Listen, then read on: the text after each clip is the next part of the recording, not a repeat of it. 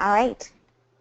Well, welcome everyone. This is our final core set of 10 and sort of our wrap-up webinar.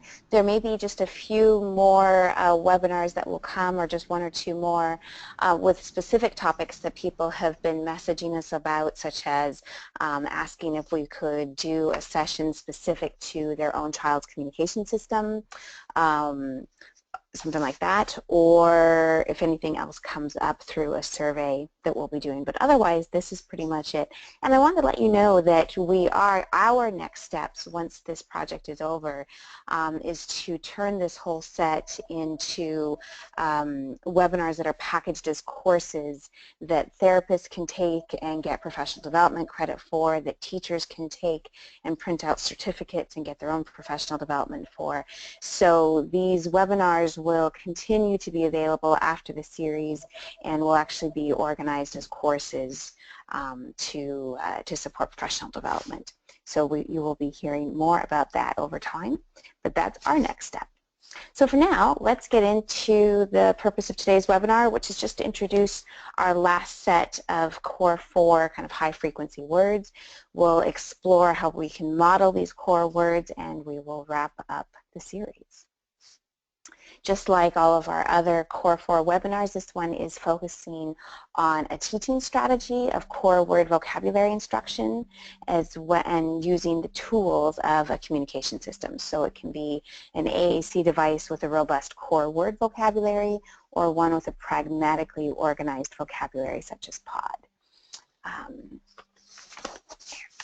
And all throughout this series, we have been using the dynamic learning maps first 40. So it's the core words that the Center for Literacy and Disability Studies at the University of North Carolina at Chapel Hill identified as the 40 most essential core words that allow students to communicate the most in class, at home, in the community, to participate in classroom activities, to be able to discuss their curriculum and learning in the classroom, that kind of thing. We had to select from a variety of lists of words that different people had developed in terms of what were the most essential, and we just chose the DLMs because we liked the research so much behind how they came up with this list.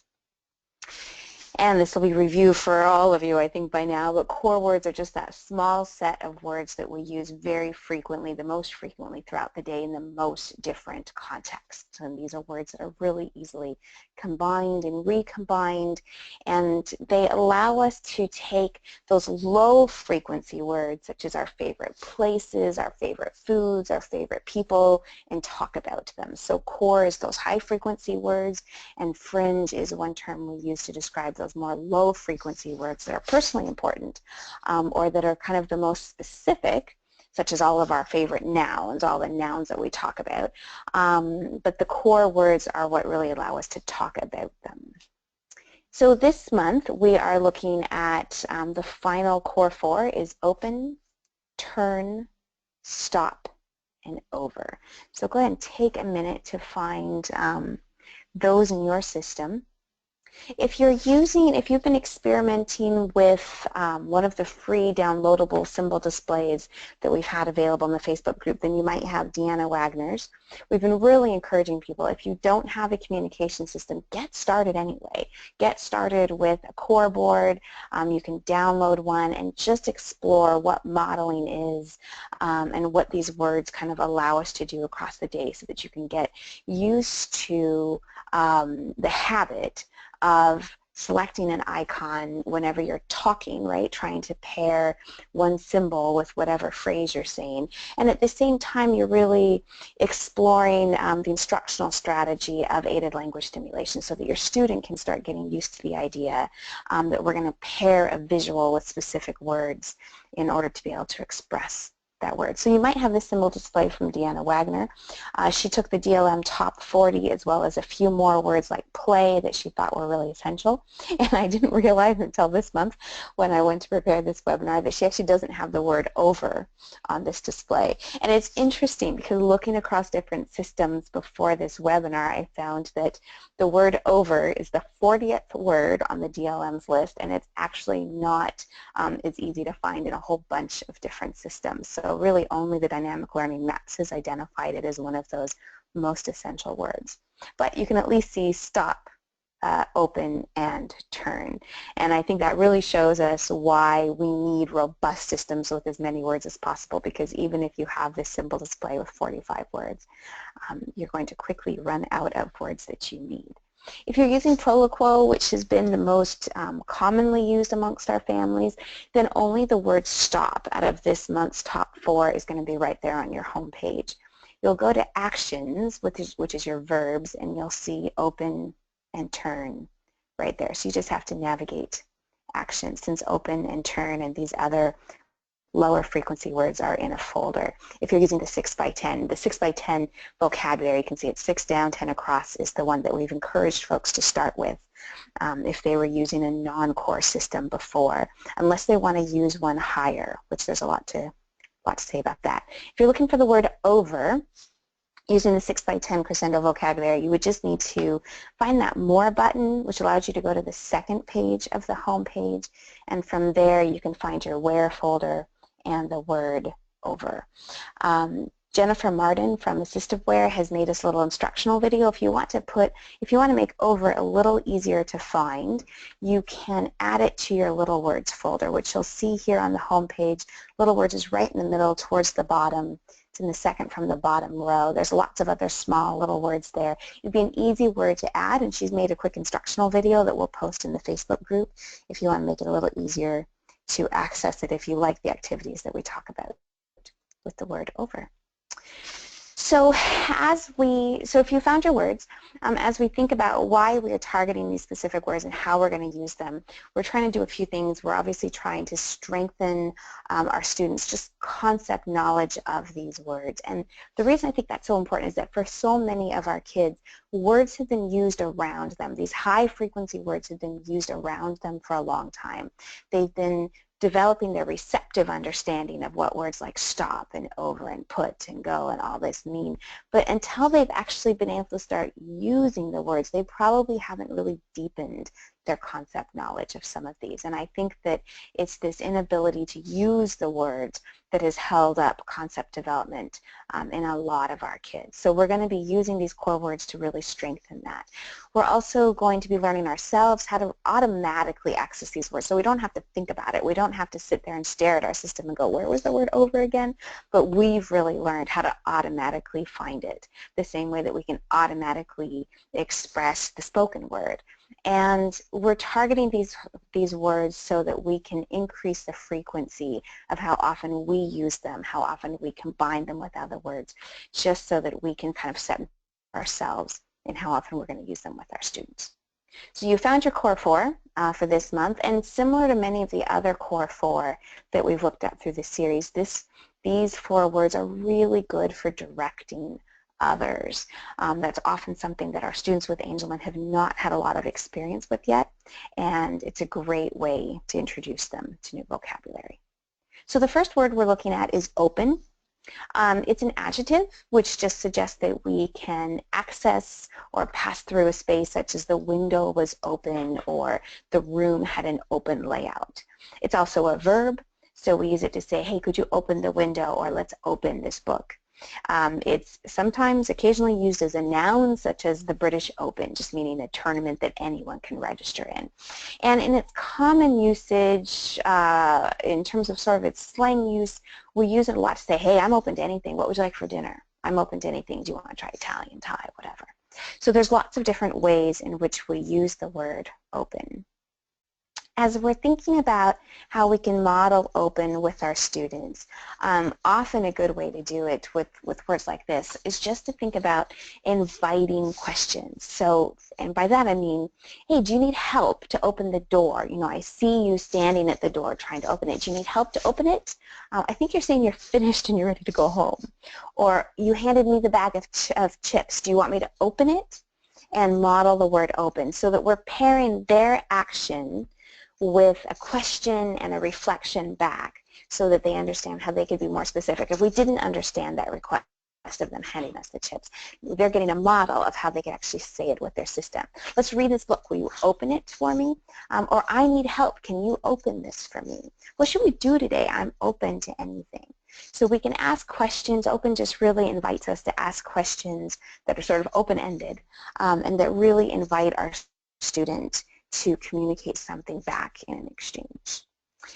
Carolyn Musselwhite couldn't be on this month's webinar, but she selected some books from Tar Heel Reader, which we've talked a lot about in this series, that she thought gave us really good opportunities to use the target words over and over, and also by reading these books with our kids, we can use them, and then it also prompts us of different ways we can use the words ourselves. So Open for Business is a book that was already written and available on Tar Heel Reader.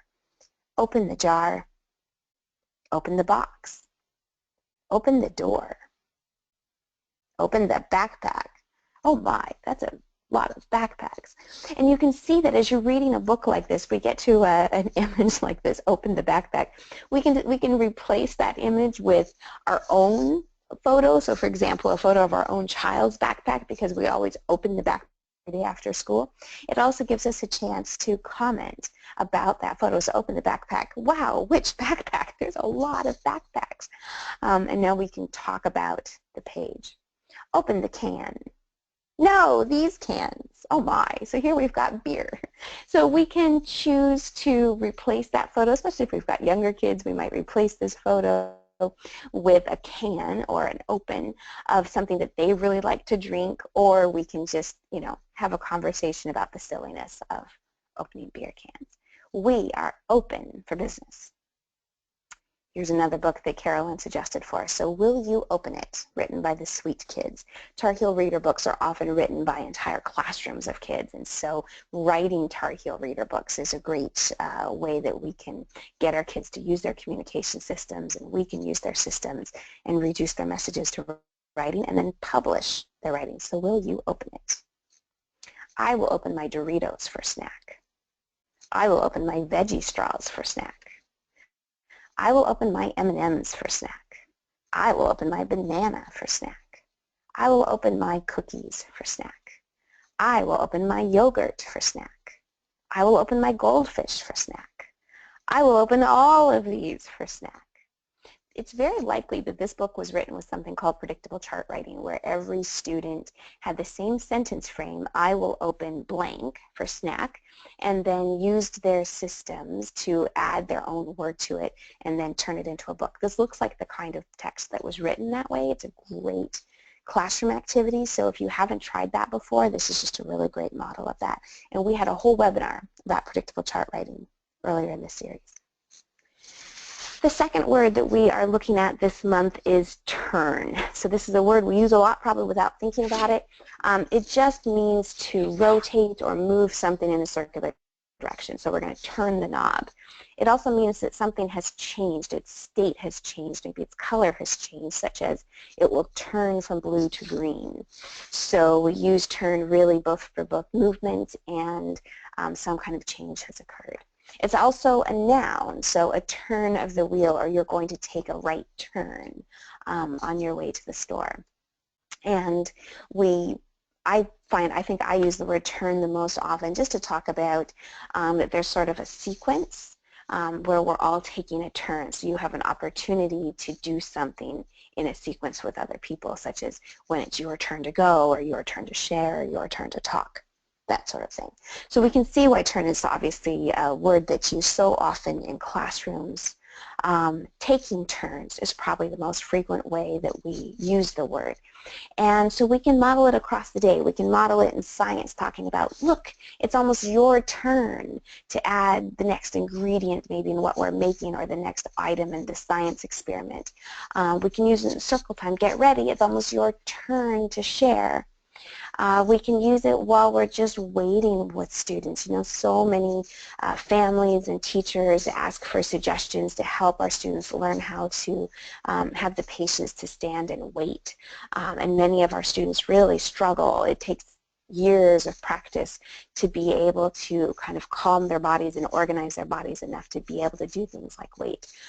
So turn is a great word to alert a student to the fact that we're about to ask them to do something. So it's a great opportunity to be modeling the word. We're going to stand quietly until it's your turn.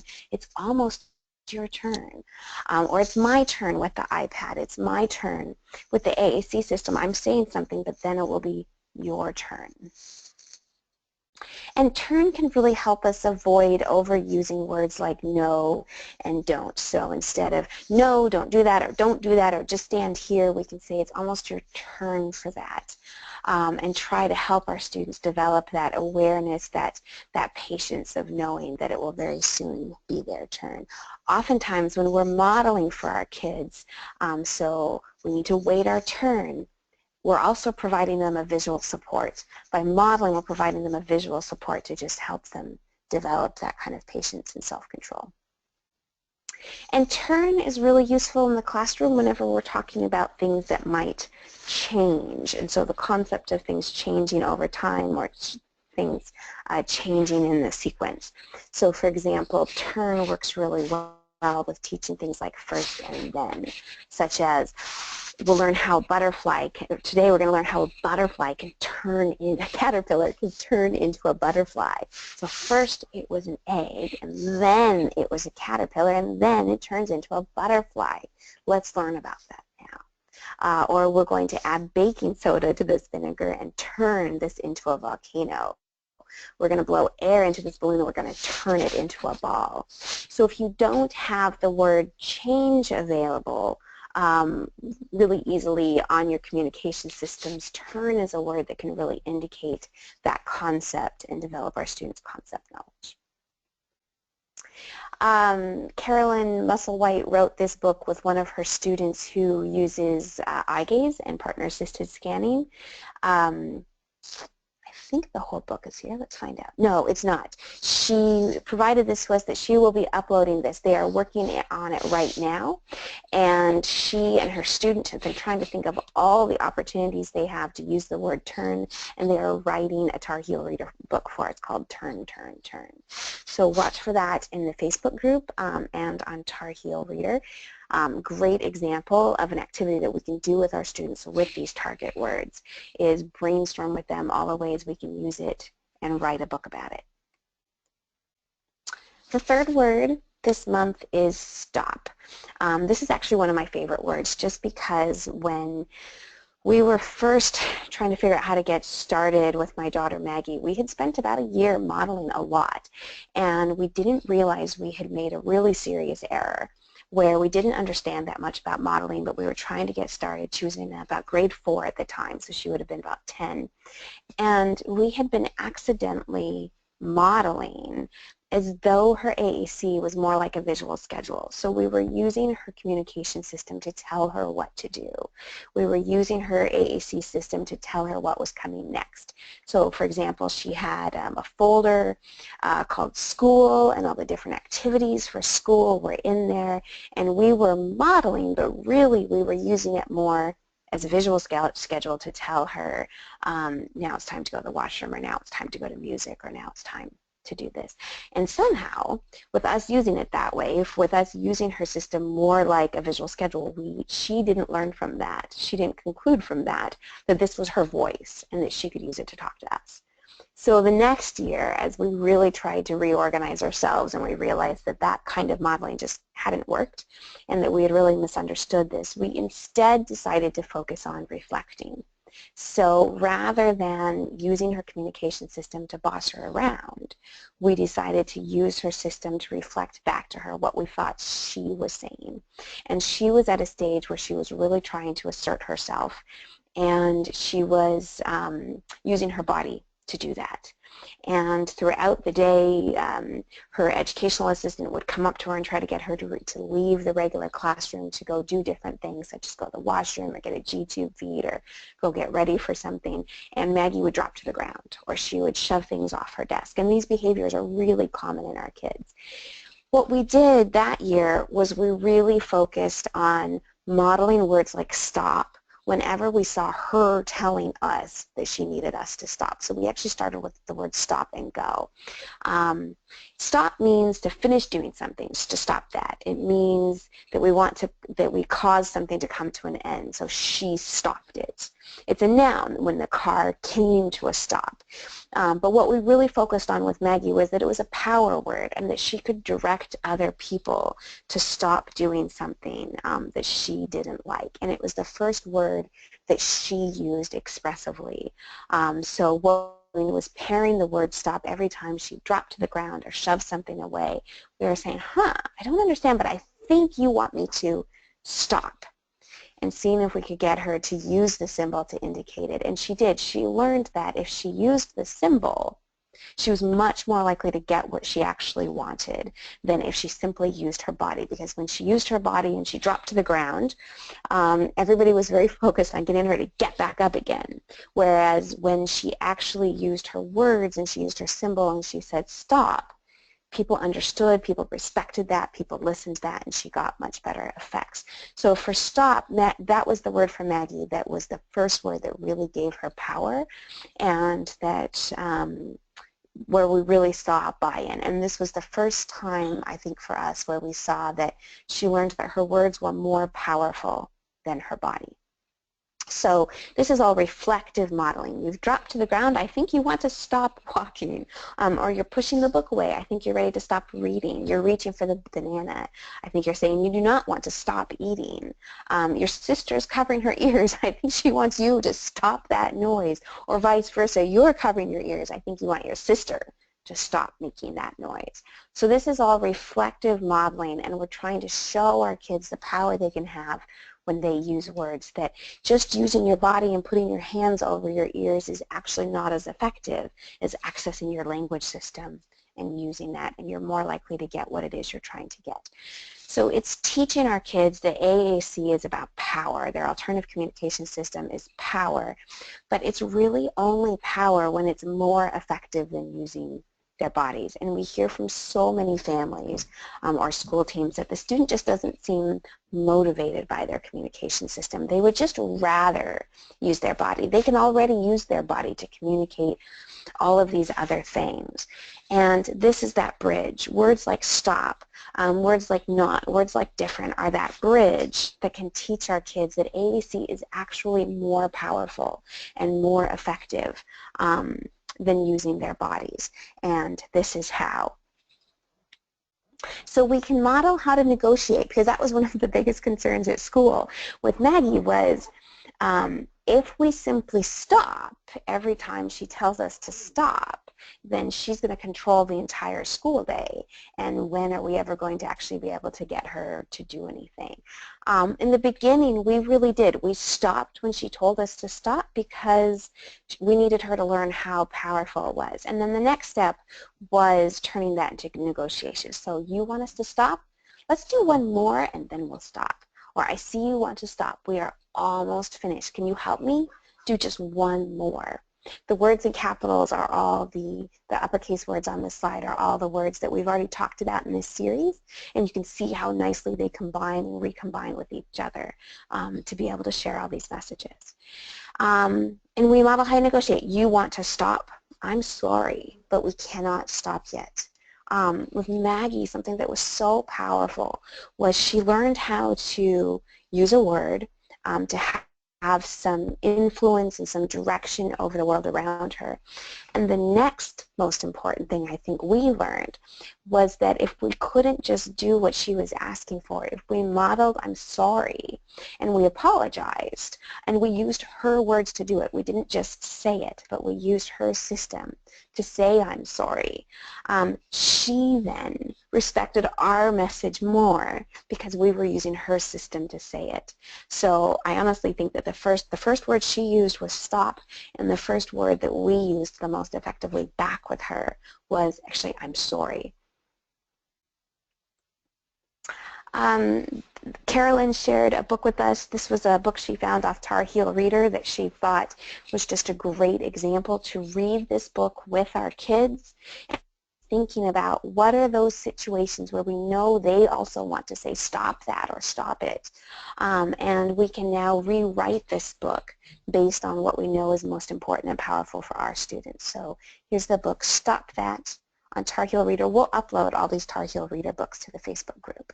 Stop that. So someone is spraying water. The music was loud. I said, stop that. The woman was singing. I said, stop that. My brother took my toy. I said, stop that. The baby was crying. I said, stop that.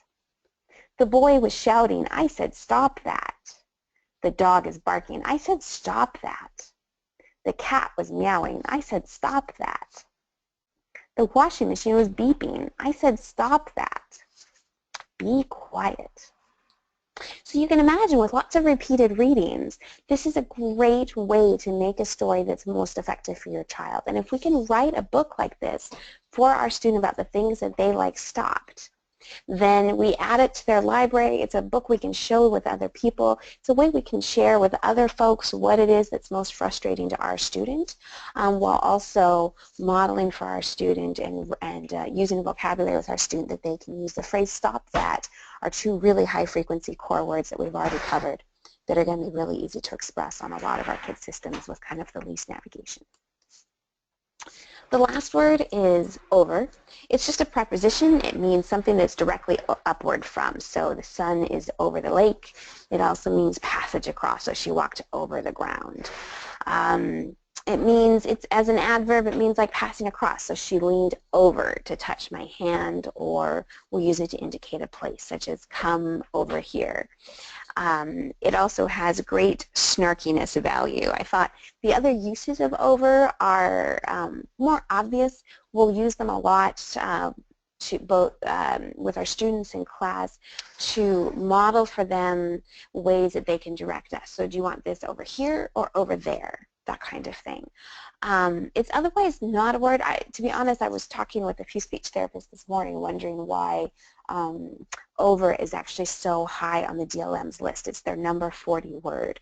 So we believe it's a word that they included because of the number of ways that students can direct others to be part of, for example, classroom craft activities, that kind of thing.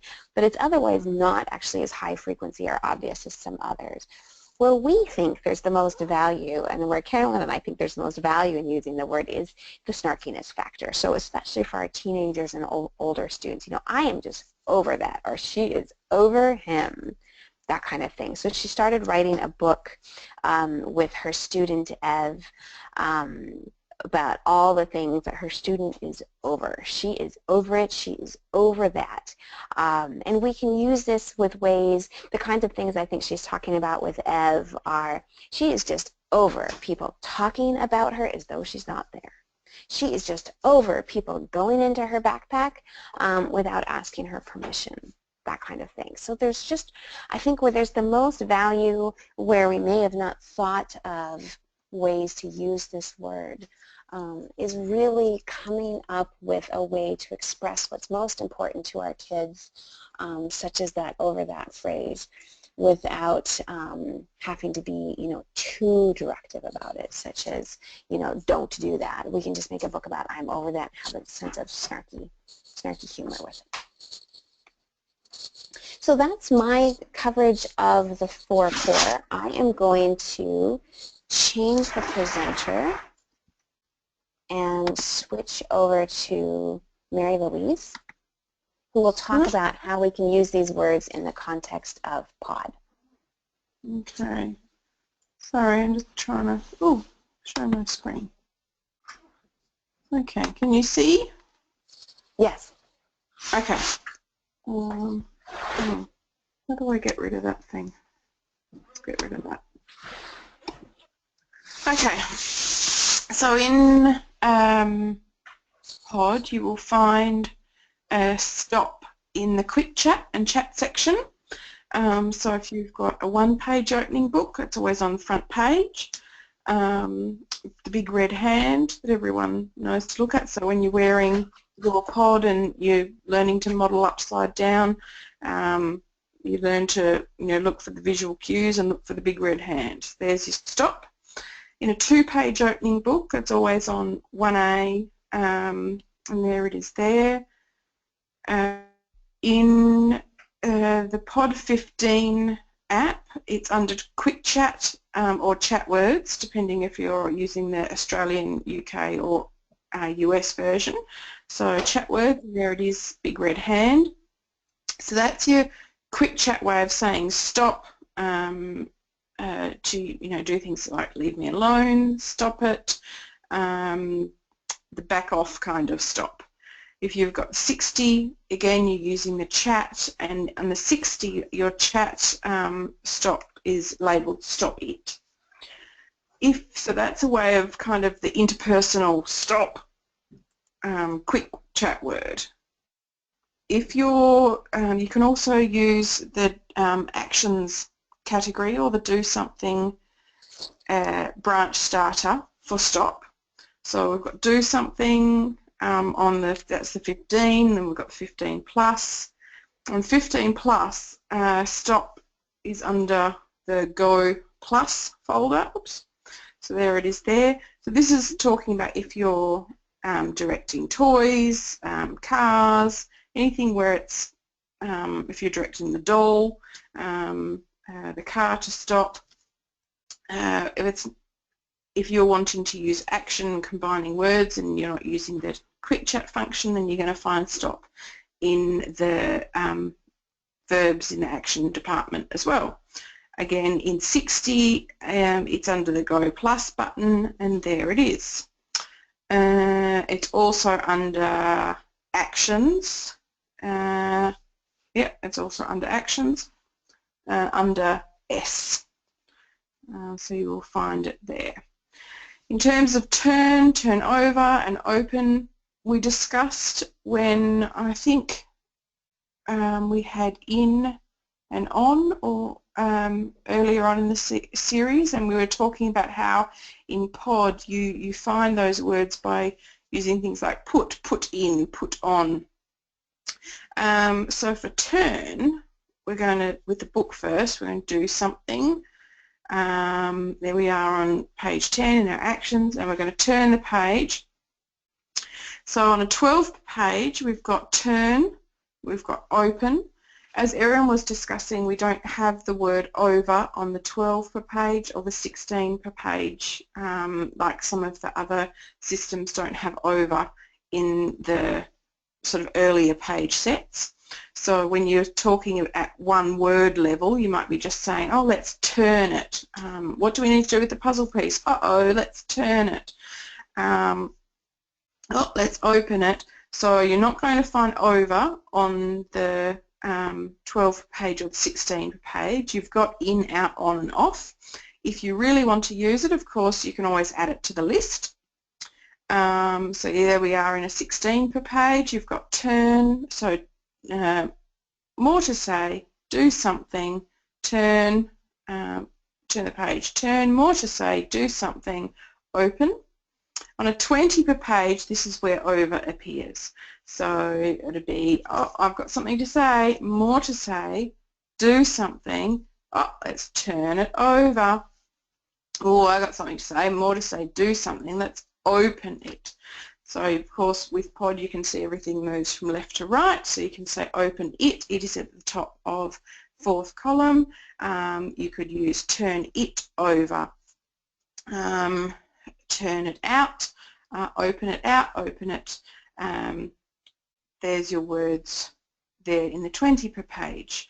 On the 2-page opening POD book, you can use your actions category link to get to actions, turn the page, and on 7B, this is on the 40 per page, you've got turn, open and over there. So again you can say turn it over, open it, turn it up, turn it out, open it up, I need you to open it, I need you to turn it, come, turn it up, come, turn it over, help me turn it over. So there's all your words on the 2-page opening book. On our app, you've got, you're going to use your do something branch starter. This is on the 15th, so you're going to turn the page, and there's your pop-up for turn.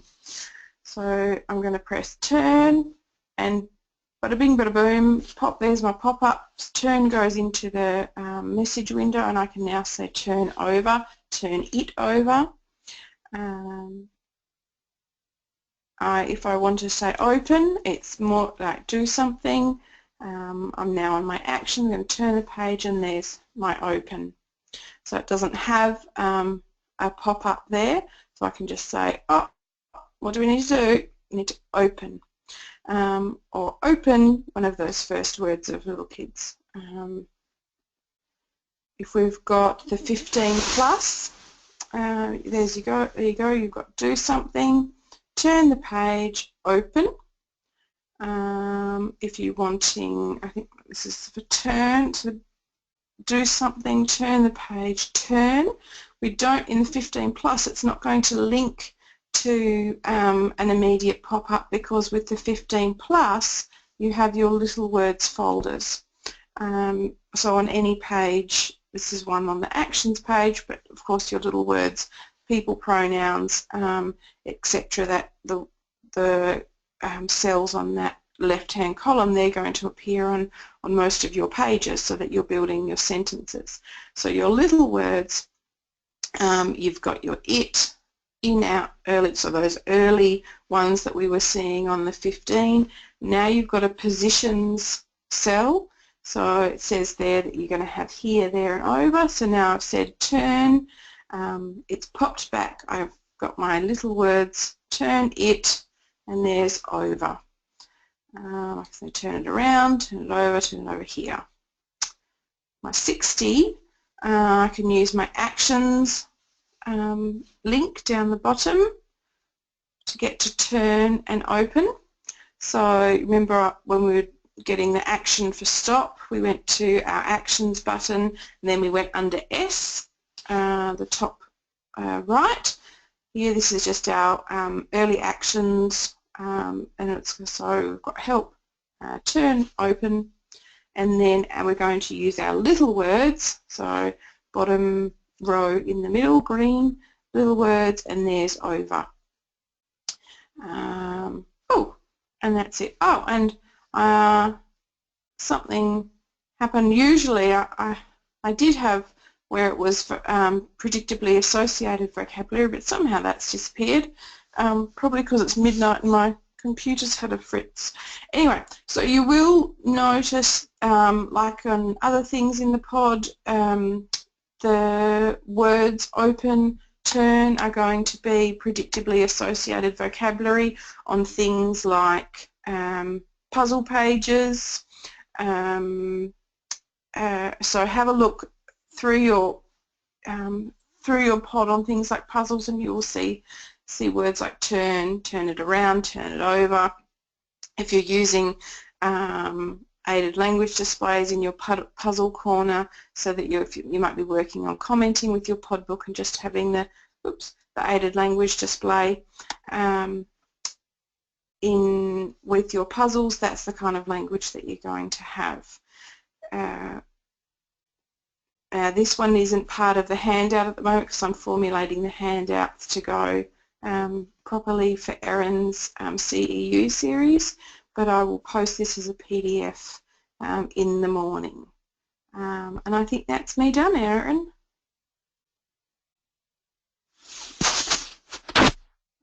Where's the... Sorry, Erin, where's the thing here?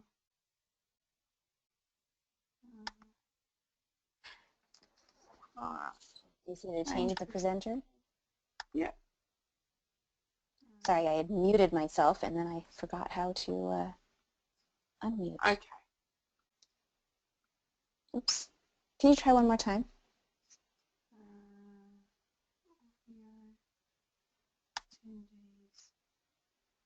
It's not giving me the option to change presenter anymore.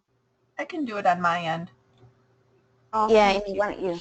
Oh shoot, I'm sorry. It only has Mary-Louise right now as the option. Maybe I'll send it back over to Mary-Louise, and then Mary-Louise, you should be able to change it. Okay, thank you. Sorry about this. Technical issues.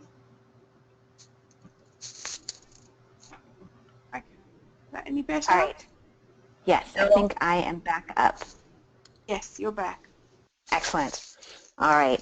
So just for our wrap-up of the series, I wanted to make sure that everyone is aware of what's on the website right now. Some of it might actually get a little bit reorganized once now that the series is completely over. But do check out the Angelman Syndrome Foundation website. If you go to the website and then select Communication Training Series, you come to the full schedule with all of the recordings. And right there on that schedule and recordings page, you'll see this purple box here that says special session, my webinar log by date, and my webinar log by topic. These are handouts you can download that look like this, where Maureen went through and numbered each webinar and put each one in a theme. So if you're thinking of, there was a webinar and you wanted to see it, you've got an IEP coming up and you want some ideas for IEP goals, she's organized them in the webinar log by theme and by date so that you can go back and find the specific tool you were looking for. We made this series with the intention that we knew that most people probably would not be able to keep up with the different words each month just because of the way that life interferes and being able to keep up with so many webinars. We really want it to be more like an encyclopedia where you can go back to whenever you need it, and you can stop for a while and now you can go back and catch back up again. So take a look at the website to see that webinar log. If you want to make sure you've watched each one of them, you can check off each one as you go, but you can really use them to find answers to any specific questions you have. A lot of folks have asked, said, I was able to watch the first several. I haven't been able to watch them more recently, and I'm just not quite sure where to start or where to go back. So I just go back to wherever I was at the time that I kind of fell behind. The first step, if you just think of sort of a flow chart of what we need to make sure is in place, the first question is, does your student with Angelman syndrome have a robust AAC system? And if you're not sure if it is or not, go back and watch webinar 3. It's Maureen's webinar on Does Your App Measure Up? Being able to know what to look for in different systems. I find that the more you start modeling, the more you'll know if your app measures up, because you're going to keep running into things you can't say. And as you problem solve what it is you're trying to say, that will help you assess whether your system has enough vocabulary and it's organized in an effective enough way for you to be able to use it. So then step 2, which is really very closely tied with step 1, is do you have routines in place where you can use your person's system, your individual system? Are you able to use the communication system to talk to your student? We're trying to create that kind of immersive environment, that immersive language environment where our folks can develop these language skills to begin using the AAC system.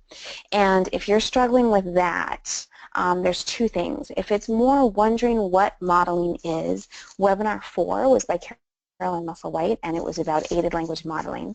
There's also some great Facebook groups where moms in particular are recording themselves modeling and sharing their videos so that they can get feedback from others and so that we can kind of inspire each other to keep going.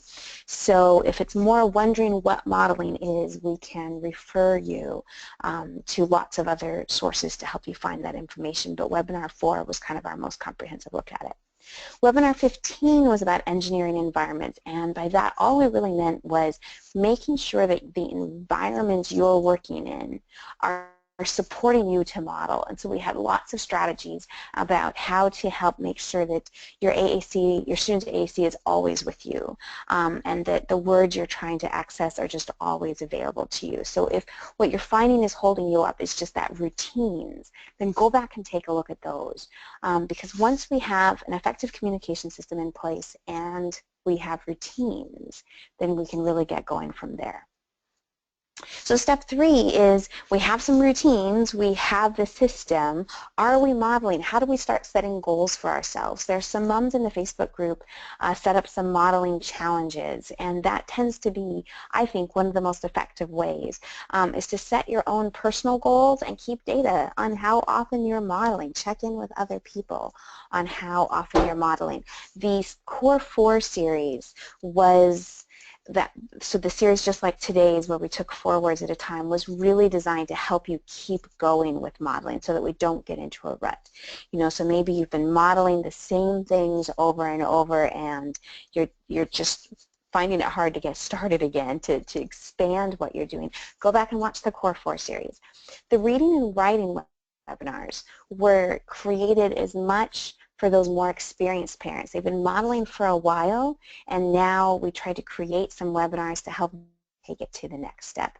So how do we really support our kids to comment on the shared reading experience? We've got lots of webinars about how to deepen their engagement with books, interact more, how we can start modeling while we're reading to get kids commenting while reading, and how can we help kids make that link between what they say with their communication system, which is like the words they say, and how those words can be written down and can become writing that we can share over time and over space with other people, such as the examples that we looked at in today's webinar of how we can actually write books with our kids about the things that we know they want people to stop, so we can make a whole stop that book of all the things that irritate them, that sort of thing.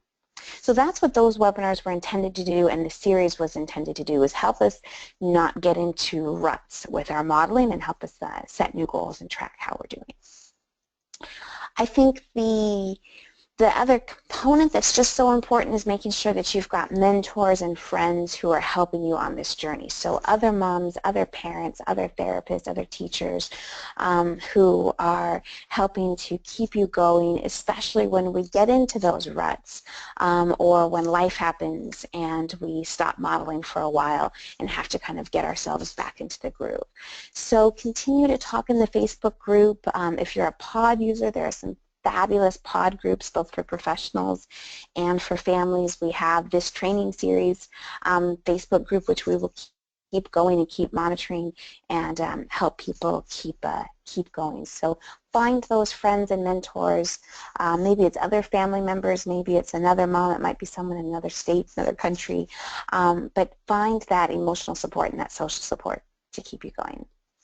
And lastly, any day now, I just got back from a big trip, but any day now we will have a survey that we will release in the Facebook group, and we will send to anyone who's taken part in these webinars so that we can get some more feedback from you. We've gotten a little bit of feedback about communication systems, specific systems that people were hoping would have specific webinars on, such as we did with POD and Proloquo.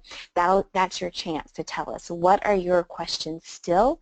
And if there's enough interest in any one thing, we can still add those webinars. We can still create those webinars and add them to the series. So watch for the survey. It will also really help us figure out what our next steps are. So right now what we're working on is how to take this series and now make it available for professional development credits so that ASHA for speech therapists and teachers can get their continuing education credits by watching these as courses. So we're taking the hour-long webinars and bundling them together into courses. And if there's still any specific tools or strategies or questions you have, the survey will be your chance to see if we can cover it in those courses. So now we can open it up to questions, and while you are typing your questions or raising your hand, I'll just say for the last time, I think that the ASF Communication Training Series is made available by the Angelman Syndrome Foundation through a generous grant they received from the Foster Family Charitable Foundation, which is a family foundation in California. And now we can take questions.